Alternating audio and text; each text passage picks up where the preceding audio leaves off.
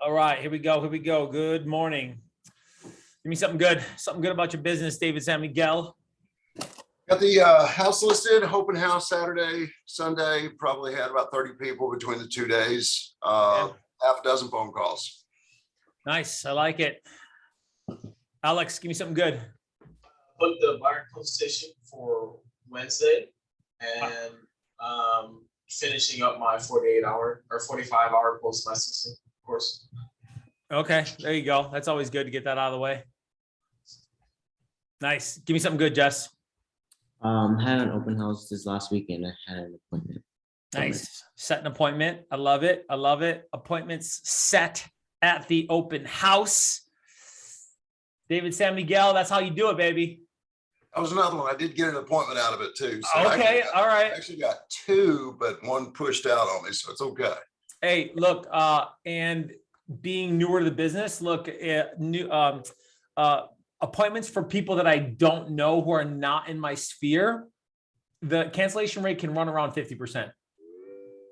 Gotcha. Okay, so that's another rule of the lesson. Let's say lesson of the game that a lot of people don't get, and so they're playing the game and they don't understand the lessons and the rules of the game, and so they get discouraged when people don't show up, when they ghost you, when you realize that they weren't really serious. And so if I know the lessons of engagement, then I can understand that, look, even at open houses, when people seem all sunshiny and rainbowy, that a lot of them are not going to show, they're going to ghost you.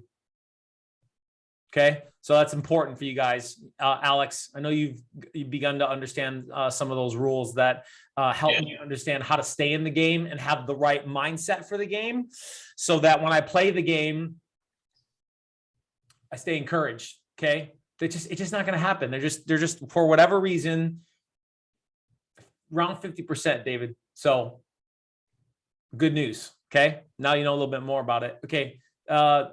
Christian, give me something good. Last Saturday, one turnover for this week. Okay. Awesome turnover for the weekend. I like it. Dominic, give me something good. I got a couple. Actually, I got like 1 or 2 turnovers yesterday. Okay, a couple turnovers. I like that. Jane Villarreal. I love that. Good morning, Sunshine. Good morning. Good morning. Tell me something good about your business. Yeah, I did have an open house this weekend. I didn't get any appointments, but I was really proud of myself for doing the video, for following up the next day saying, listing agent hit me up. Are you interested? So that was like a big step for me. So nice. I love it. I love it. Thinking ahead on the strategy, more rules of engagement, right? Alex, you do open houses? I've only done one. Okay. All right. I would highly recommend doing open houses because they're just great places where people are going to be engaged and you get to speak face to face, belly to belly. Everybody's better in person. I'd do them, Alex. Your screen says Jason. Yeah.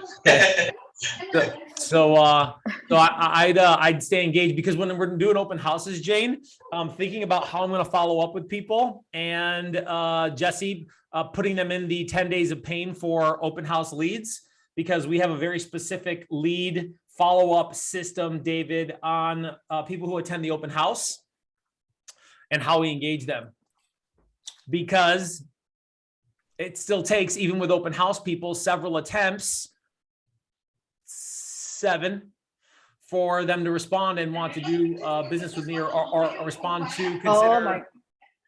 Okay, I'm muting you, Yulidia.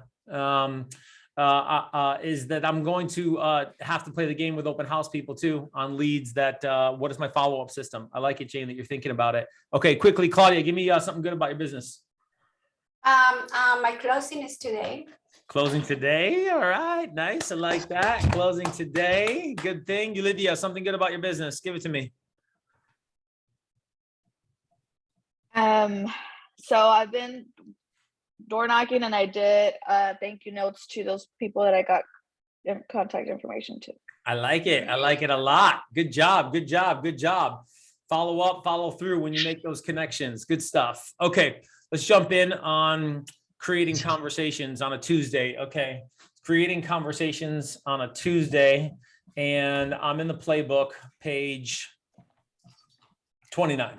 Page 29 on creating conversations. Okay. I'm going to rip through a little bit of creating conversations as a educational point, because creating conversations is about creating opportunities, right? So I want to be able to be better at creating conversations. Now in the playbook, ways you can get better at creating conversations, and I'm going to go very, very quickly through this, is how to build your skills. So look, who are you role playing with and how often are you role playing? If we get paid by what we say, would we all agree that real estate's about relationships? Everybody do this. Okay, real estate's about relationships, and the conversation is the relationship. Everybody do this. How often I talk to people, how good the conversations are, so we get paid by what we say. Everybody in agreement on that? Okay, so then if we get paid by what we say, then we have to get better at blah, blah, blah. Okay, how do we get better at blah, blah, blah? Practice, just like anybody else, just like the doctor, the attorney, the pilot, any other person in any other profession, we're going to get paid by what we say. So do you want your business to grow like this, or do you want your business to grow like this? If you want your business to grow faster, then role playing is going to be important for you. Okay, stand up while you're role playing. Focus. It allows the energy to flow. Focus on the words that you're saying, how that you're saying them. Delivery is critical. Use great energy and enthusiasm. Remember, normal is boring over the phone, and in person, not so fun either. You're at the open house and you're just here.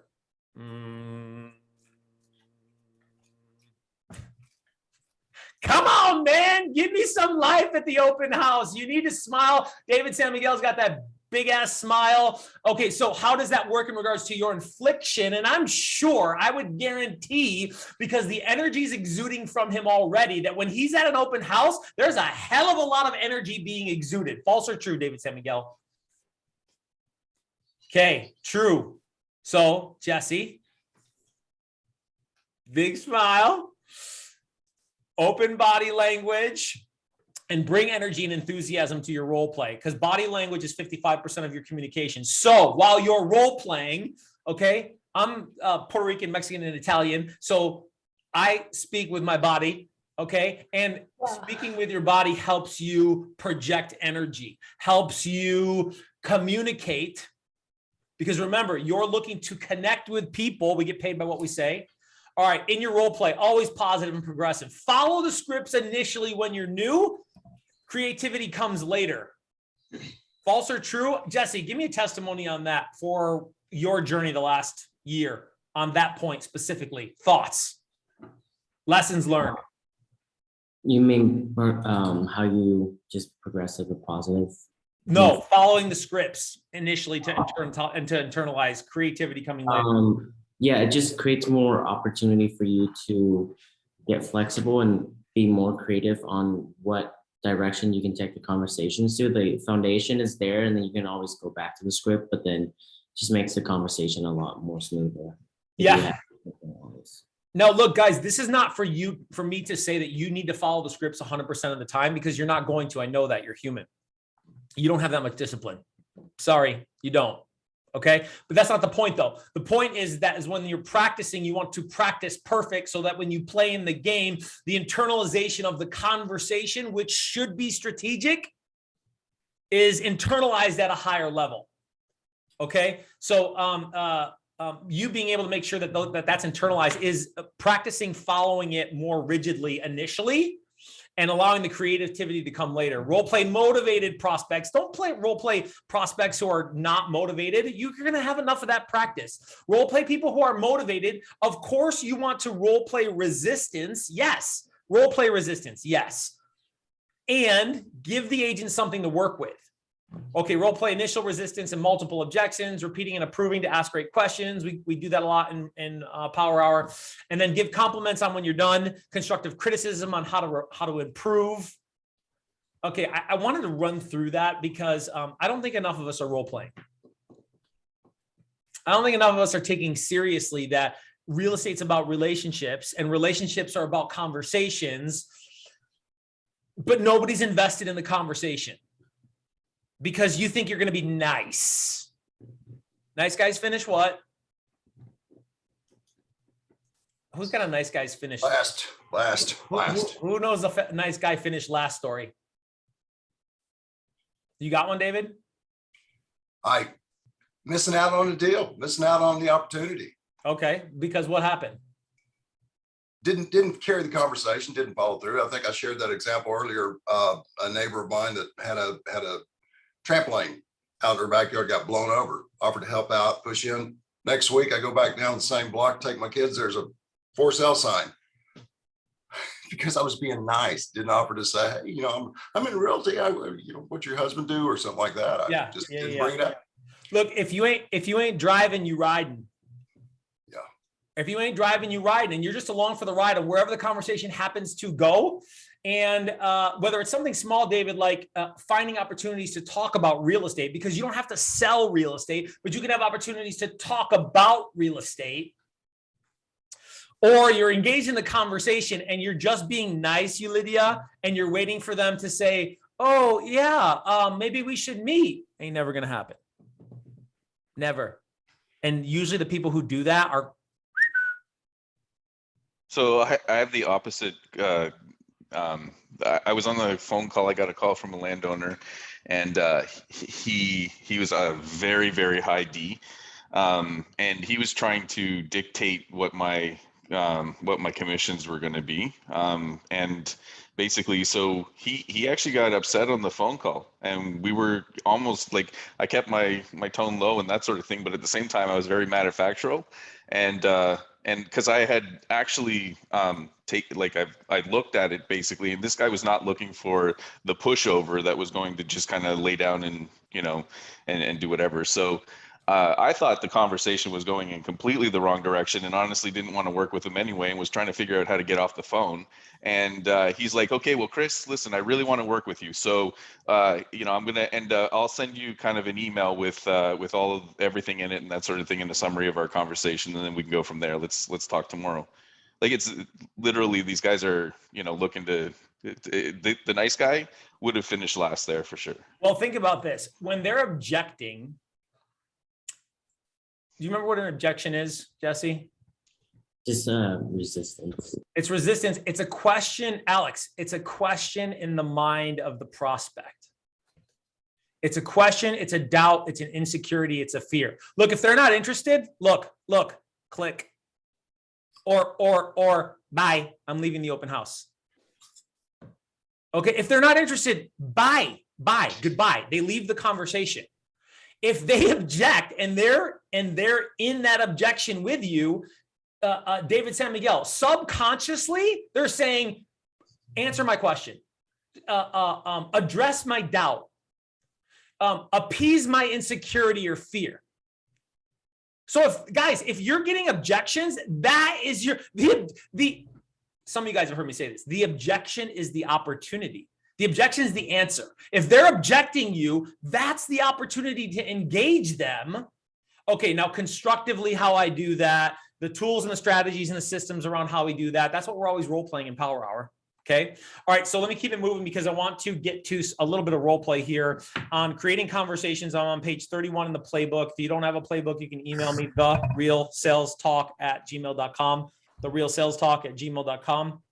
Okay. And, speak with familiarity. Okay, so when you're opening conversations, speak with familiarity. Say their name like you know them. Say your name like they should know you. Now, this is in specific reference to circle prospecting, because the circle prospecting scripts, and we're going to get there quickly in a moment, circle prospecting scripts could be used for door knocking. They could be used for phone calls. They could be used for general conversations, because there's a strong element of rapport building questions in the all these circle prospecting scripts. So the thing with circle prospecting, though, is that it's so much more broad in regards to somebody who you have no idea whether they would be interested or not in. Okay, so that your ability to speak with familiarity, because some of you guys are speaking so professionally and so formally that you're losing them. You're not even opening up the door to opportunity to connect with them. Okay, some of you guys are speaking too loose though, too. Like you're like, yo. or God forbid you swear. Okay. Or something. I don't know, right? Just too loosely. Working as a gourmet food server at some of the best restaurants in the world in Las Vegas, I became very quickly attuned to more formal, more loose, more friendly, more aloof. And your ability to read people at the open house over the phone, you got to pay real close attention to tonality and how people are speaking over the phone. Okay. And look, say their name like you know them. So you could address them by name for a circle prospecting conversation. If you're door knocking, you may not have their name. But certainly you say your name like they know you. They create some familiarity versus formality when you're talking to people. It's part of your projection of energy to create better conversations. Look, at the end of the day, it's friendliness. Okay, say your company name with pride. When they get weird, when you're weird, they get weird. Two weirdos don't equal an appointment. Say the company name with pride. Some of you guys are like, oh, hi, this is Jesse, and I'm with Keller Williams. You know what they heard? Hi, this is Jesse. I hate my life right now, and my team leader told me I have to prospect.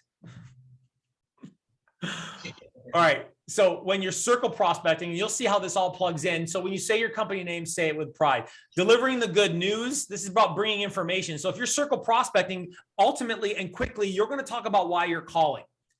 Okay.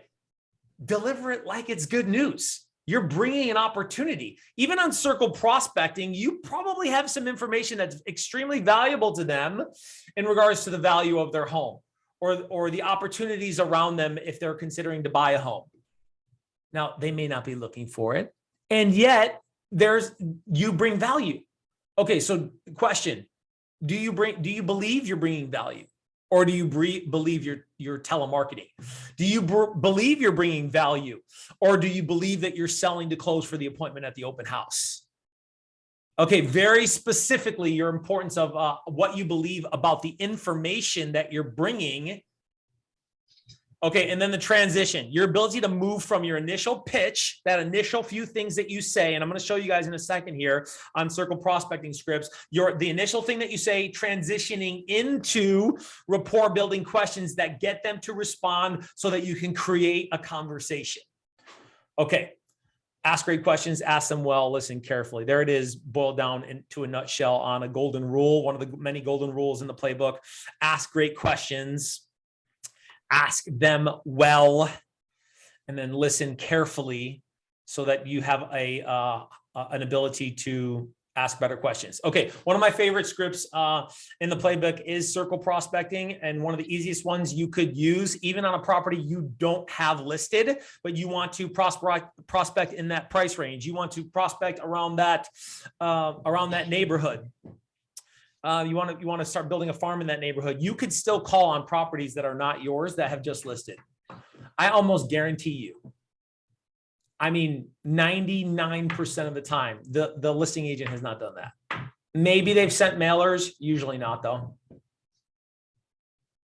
Less than 20%, probably 10% or less are actually sending anything out, even though, so what? You're not claiming it to be your listing. Okay, so it goes a little something like this. Ring, ring, Jesse. Hello. Hey, good morning. It's Paul. I'm a realtor with the Vision Realty Group. Hey, I appreciate your time. Okay, break script. Energy. I can't do that. Energy. Hey, it's Paul. Hey, Chris, it's Paul. You know Paul. I used to mow your lawn back in junior high school. Okay. All right. It's Paul. I'm a realtor. Okay, I'm with the Vision Realty Group. Hey, I appreciate your time.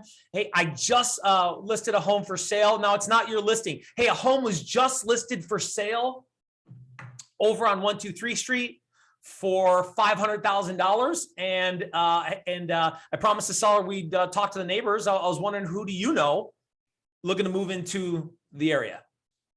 Okay, it's not your listing. Hey, I was trying to help the seller out here, and I was reaching out to neighbors to see who you might know looking to move into the area. Now, guys, every conversation, Jesse, this is for open houses too. It's why I tweaked the open house script from what we were doing to what we're doing now, which is, oh, you're here for the open house, and then asking a few questions, and then that energy, and then releasing them with, oh, hey, my name's Paul, and I changed up the friendliness on how we were engaging the open house. Because the first part of the conversation for every conversation, open houses, internet leads, expired listings, circle prospecting, the first 10 seconds is going to dictate the tone of their belief in regards to who you are. Salesperson, new to the business, doesn't know what they're doing. Friendly guy, has some great information. I'm open to listening to him. Now, look, I get it. There's going to be people who are defensive, and there's going to be some tougher nuts to crack in regards to creating a conversation. Okay, but that first few seconds, guys, I can't tell you how significant this is, not just for them, but for you too. If you're drudging your way into the conversation, they hear, I haven't said this in a while. If you take anything away, Alex, this is it right here. They don't hear what you say. They hear how you feel. You're at the open house and you're like, here we go. These don't look like people who could buy this house. This got for real, right? Right? People think that. Okay. Now you don't think that maybe in a derogatory or some unethical or immoral way, but you may be like, drove up in a Honda Civic, and this is a $2 million listing.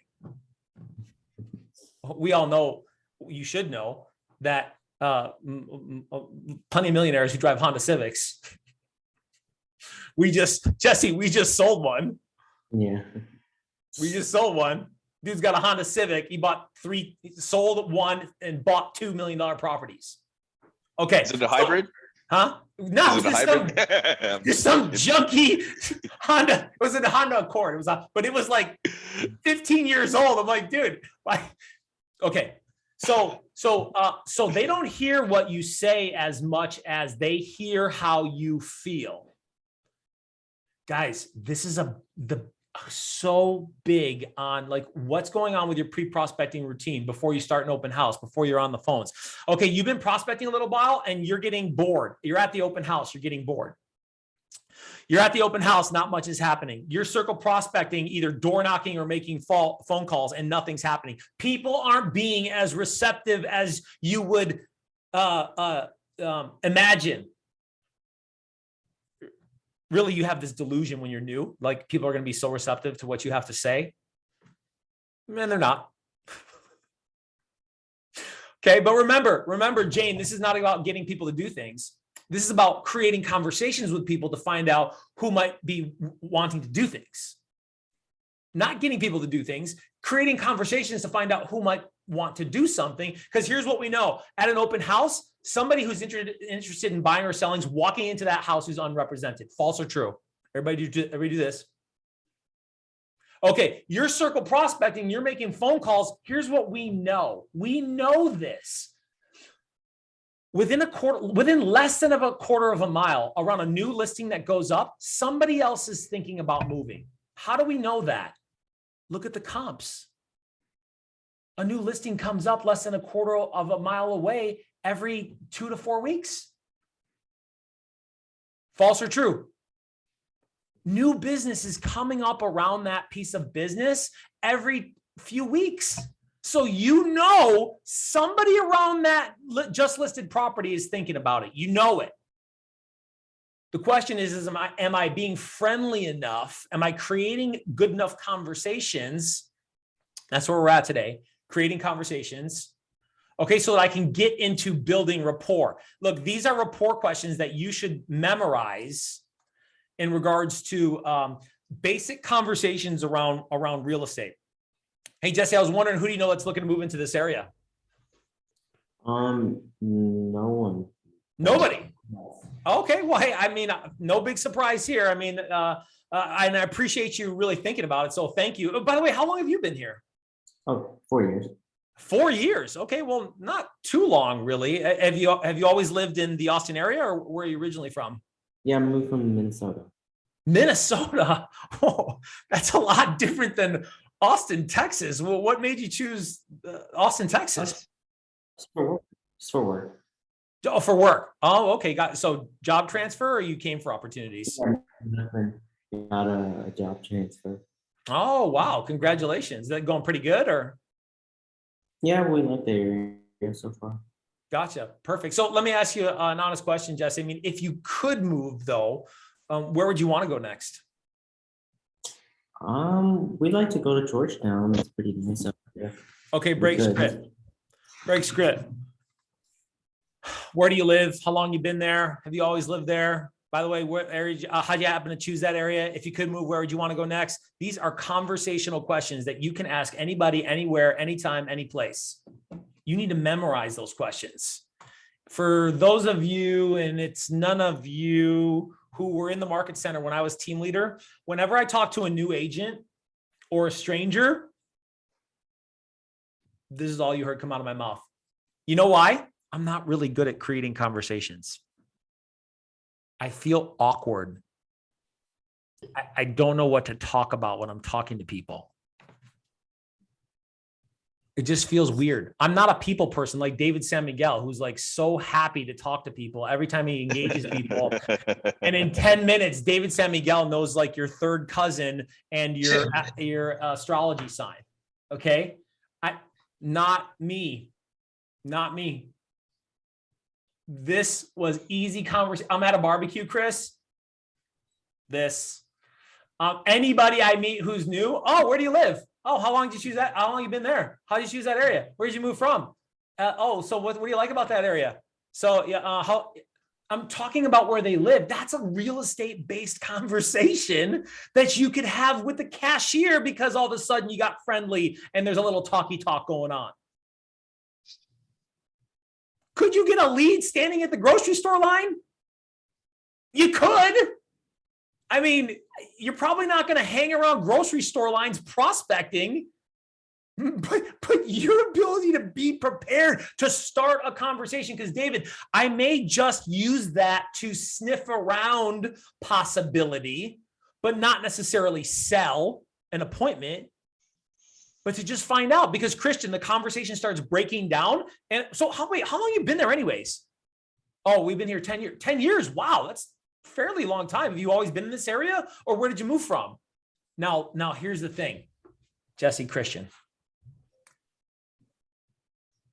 You guys ever watch a bad movie and you're like, wow, the acting sucks. Mm-hmm. Okay. You ready? I love you guys, but you're the bad actor. You're the bad movie. They're walking into your open house and you're like, and you're trying to like say shit about like real estate, and you sound like you're pitching and you sound like you're selling. And then Alex, you're all weird about trying to close because like you actually haven't practiced that in a comfortable way to bring value and to strike commitment. And they're going, oof. No, not that movie. Turn it off. You ever been watching a movie on Netflix? You're like, no more. Done. That's you. Energy's real. Energy's contagious. Now, look, I'm not someone who easily and willingly and happily engages people in conversation. It feels weird to me. I have this innate reflex to resist people because I have trust issues, because I'm highly dysfunctional. Okay. Lots of stuff from my past. Okay. We all got baggage, so don't judge.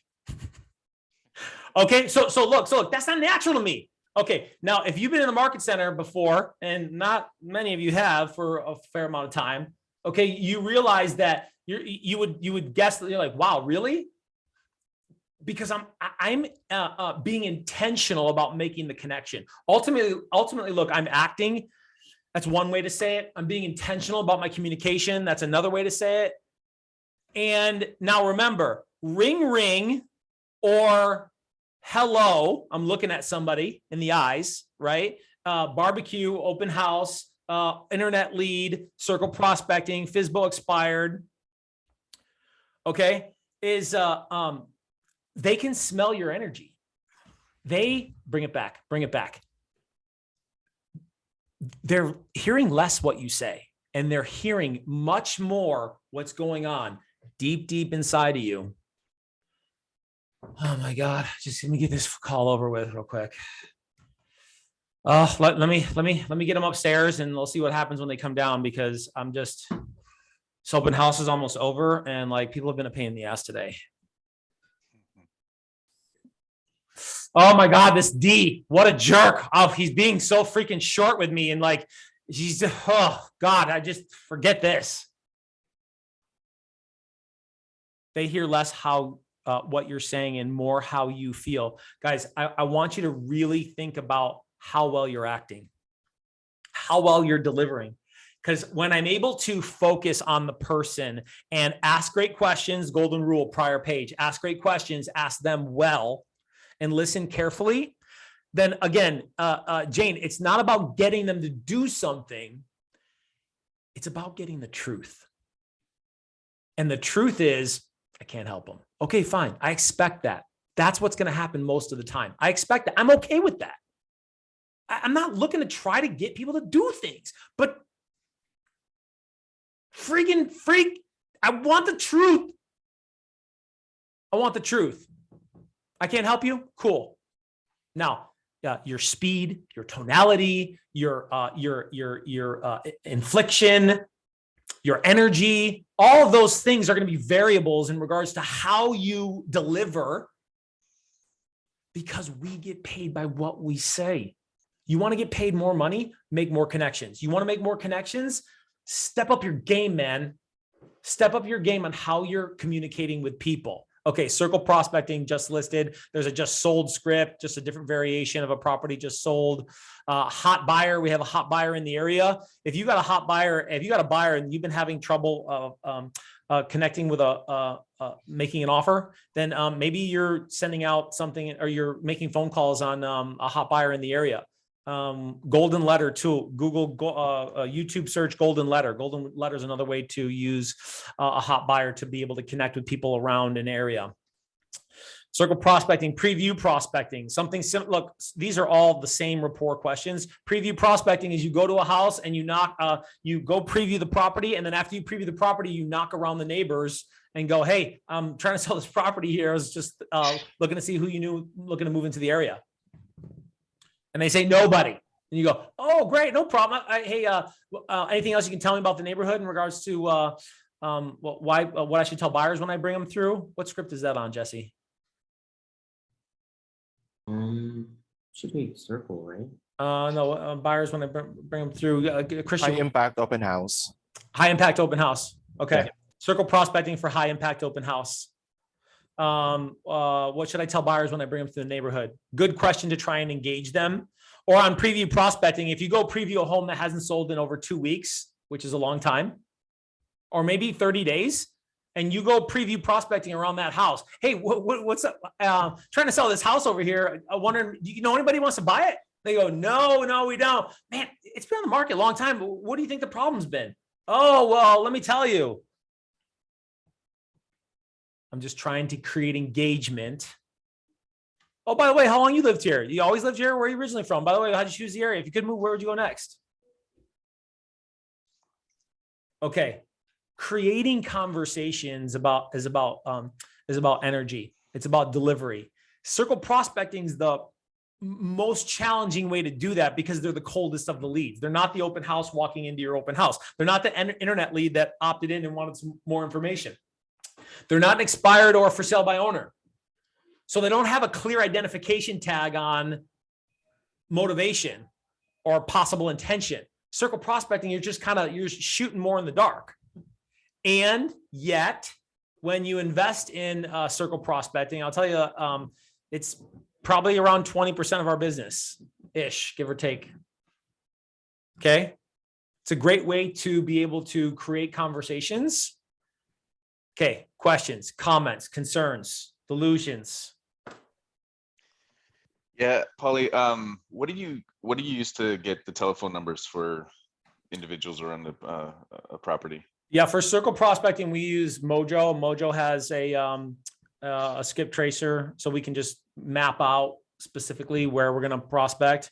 And then it's able to pull non-owner occupieds, which we do a lot of. We call a lot of non-owner occupieds, which I love, Chris, because they're investors. Core Fact is another one. Mojo is a dialer that includes that service. But if you just want the data and you're not going to invest in the dialer, which the dialer helps maneuver through that data much faster, because look, FYI, there's a lot of wrong numbers. There's a lot of wrong numbers, and you are only going to get on any list, anywhere from any platform, you get 20%. That's high on pickup rate.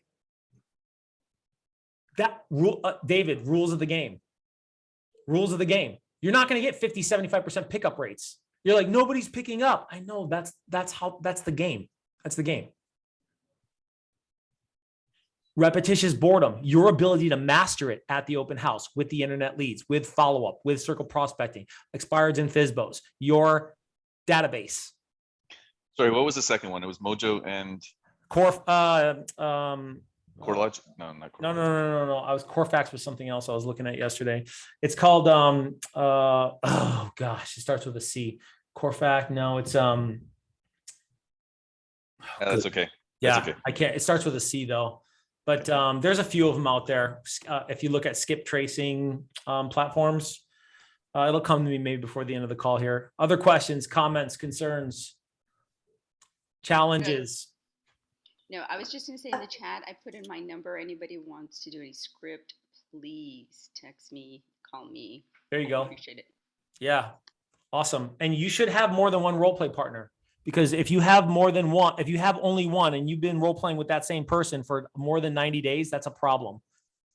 You're going to get too comfortable with that person. I know you like them. I know they're so nice. I know they're sweet. I know they're easy to stay connected to, and you're going to get lazy. You got to switch it up every 90 days, and you need multiple ones. And look, by the way, it's not easy to find and keep role play partners. People try it and then they just like they're prospecting. They try it and then they're like, yeah, it's not working. No, it works. You gotta keep doing it. Questions, comments, concerns, creating conversations, circle prospecting. Recent conversations around those things recently that you've had challenges or troubles with. I have a question. So I have encountered two people that they always tell me the same thing. I am not ready to leave because this was my parents' house and I have a lot of crap. And momentous, a lot of things that they are trying to get rid of. So I mean, I almost offer myself to, how about if we just clean the house together? Like, Don't do so that. what do I do? Okay, remember, we cannot motivate people. We can only uncover motivation. So if they're not ready, they're not ready. Now, first things first, do I significantly and thoroughly understand their situation and motivation? Most times you do not. So there's more questions to ask around what's going on. What's going on here? What do you think about what's going on here? How do you feel about situation and motivation? There's tons of questions in there. You could use the pre-qualification scripts for buyer or seller to be able to go deeper on situation and motivation, or the scripts that are specifically pertaining to whatever type of lead type they are, to get more information. And in hence extracting more information, you may get more leverage on setting the appointment sooner, or helping them, or asking good questions to help them understand and have better perspective on moving forward faster. And if you're in a spot where that's just not the case, that's not an objection, that's a condition. You can't do anything about that. They're not ready until June 1st, period. And you should not go help them pack up and move.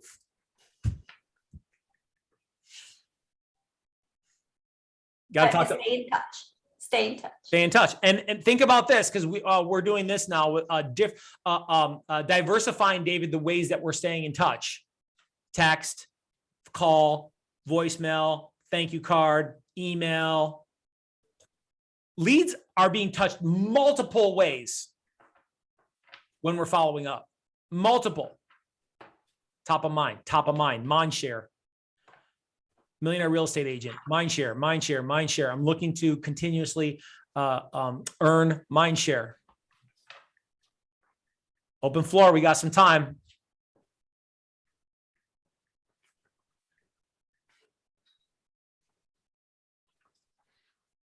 So then the other question is, like, for instance, I have an appointment today. I never met this person, but we have been talking on the phone. Then apparently, you know, there is always this thing about marriages. She thinks one thing, he thinks another, and I never met him before. So how do I get to the point? I mean, and he's not even here now. He had to go to Seattle to take care of his mom, but now she's still here and she's still looking for that property. But she keeps going back to him. Oh, but he wants this, but I want this.